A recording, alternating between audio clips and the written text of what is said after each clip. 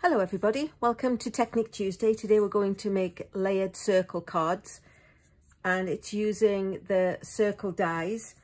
There are two sets of circles. They actually fit layered inside each other, but because we want a bigger variation, I've gone ahead and used all of what's basically the bigger one. So you cut two circles in each colour of the big one and the small one, and then the middle size just gets the same because you're going to use it in the same place. So let me just pop these back onto the little magnetic sheet I keep them stored and safe on, and let's get started. So we're going to use a piece of Granny Apple Green cardstock. It's 8.5 by 5.5, scored at 4 1/4. And what I've done is gone ahead and got all the ingredients ready. So let me just pop these ones off to one side so they don't get in the way, and show you how quick and effective this card can be. So we're going to take one of the light blue, one of the dark blue. So this is Pacific Point and Bermuda Bay, and Granny Apple Green, which coordinates with the main card. So I've got a piece of basic white cardstock and it's cut at 5 1/4 by 4, and it just looked a little bit plain. So what I did was I went ahead and ran it through the Big Shot embossing folder, and this is called Perfect Polka Dots. It just adds a little bit of backgroundness, and of course being polka dots, they're round, so it keeps with the circle theme. So let me just quickly attach that to the front of the card.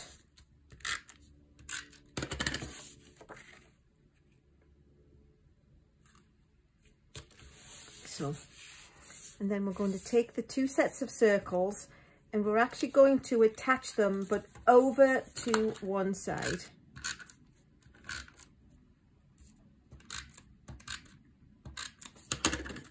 So the ones on the bottom are going to get attached over to the left,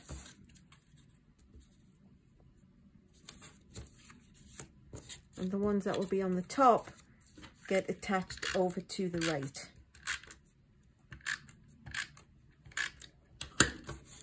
So, obviously in the same size order, and then we are going to attach the adhesive to the back. I find when I attach something to an embossed area, it's better to add a little bit of extra adhesive just to make sure that it sticks. So now the trick is to put the one that's attached to the right slightly over to the right, and the one that's all stacked to the left slightly to the left, and you get this lovely sort of funky retro look to it. So what I'm going to do is I'm going to take the artistically inked stamp set and use the Happy Birthday because it's nice and long and thin. I've got a 1/2 inch scrap of basic white cardstock, and I'm going to take the Pacific Point ink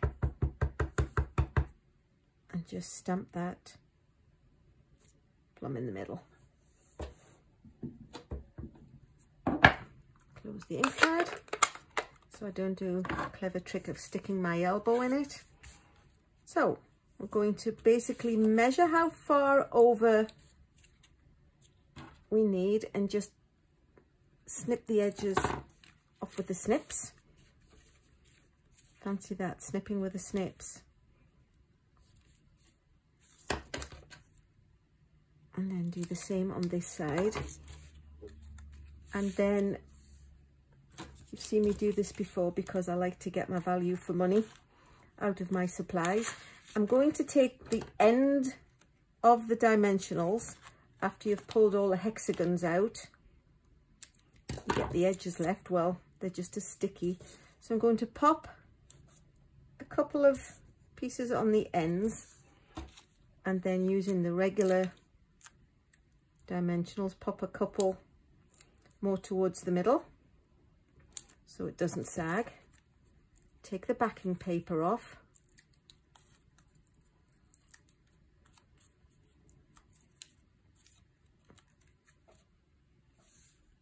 And attach it. And the reason I put the dimensionals quite over to the very edge is I want to add a couple of sequins, and for mailing purposes, if you have too many layers, it tends to get a bit too fat, and sometimes the post office can charge you extra. So if you keep an idea of where your layers are, this will actually press down in the mail. It won't stay down and look too baggy. So I'm going to use the Artistry Blooms sequins, which are jolly lovely. And then we're just going to, I don't know, let's find a blue one. Whoops. And put one on there. These are actually big enough to grab with my hands. So this will pop down and go when flat for mailing. The dimensionals at the ends will still give it lift. And that's a nice, quick and easy, funky card. So the next one is the same ingredients, it just makes a slightly different look. So we've got the Granny Apple cardstock, 8.5 by 5.5, scored at 4 1/4. And those of you who've watched my videos before, like, but Alyson, don't you always crease the edge? So there we go, with the bone folder, make a nice sharp crease.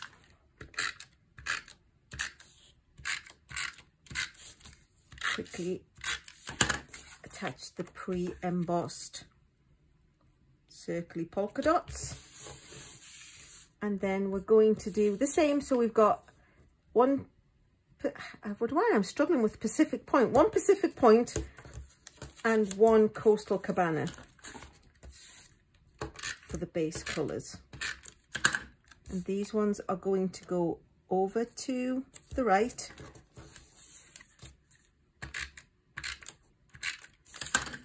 Perhaps I need to move to California. If I lived closer to the ocean, I might get more practice using the name. And there isn't an Atlantic blue, which is quite a shame, really. And we're going to stack these ones to the left.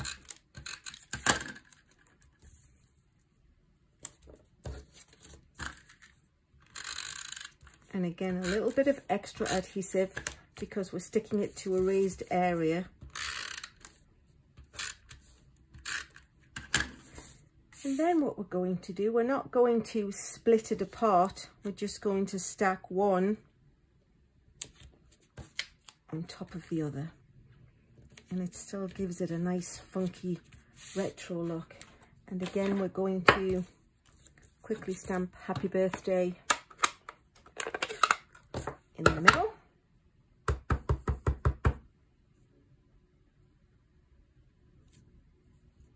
Ooh, that's a bit too high, so using our mantra, every piece of cardstock's got two sides. I'm going to do it again and stamp it a little bit lower, but then truth be told, I think it's just as low as the other one was too high, but never mind. It's art. And then we'll go ahead and snip it. Obviously just a little bit shorter because it doesn't have so far to go this time. I think I need to find a way to keep my paper on my table. It always seems to want to, woohoo, go for a walk. So we'll stick these on the ends.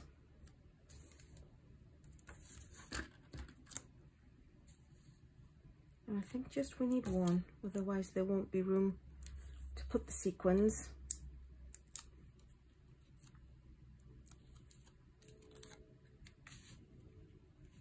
We'll pop that on. Oops. And pop a nice little sequin on there. One on the other side. And that's them. What I did do when I was having a practice run at this, was I made them in a different colour. So let me show you the ones that we've made. This is the swirly whirly one that we've just done. This is the one which starts over to the right on the top. This one, I started it basically just the other way around. So you can choose which way you would like it to do. And this one I didn't put the sequins on. I wasn't sure if it made it a little bit more masculine, depending on your preference. So those are the green ones. Let's see if we can get those all in. And then, you know what? I'll put them one on top of the other. I made them in blue. But if truth be told, the reason I changed these, you know, because I'm crazy, is I felt somehow they looked like toothpaste. You know, the toothpaste commercials I used to see, or perhaps you still do see, where there's a big blobby wedge of toothpaste. Not that anybody ever uses that much, but there you go. So now you can say, happy birthday. I hope you have lovely clean teeth. And the other thought with these two is, if you did it in black and white and red, it could perhaps look like Pokemon. Absolutely no copyright infringement intended. Or if you did it with blue and white and red, it could look like Pepsi. I have a friend who absolutely adores Pepsi, so you never know. She needs to watch out. Don't know what kind of birthday card she's going to get next birthday. But anyway, this is the idea. It's so quick and easy, but it's really effective. You can arrange the colours how you want. You could do it with different colour themes. You could do it with designer series paper. And actually what I think I might do on my Facebook page is I will add some extra photographs after the fact when I've tried that theory out. But this is it. Thanks so much for watching.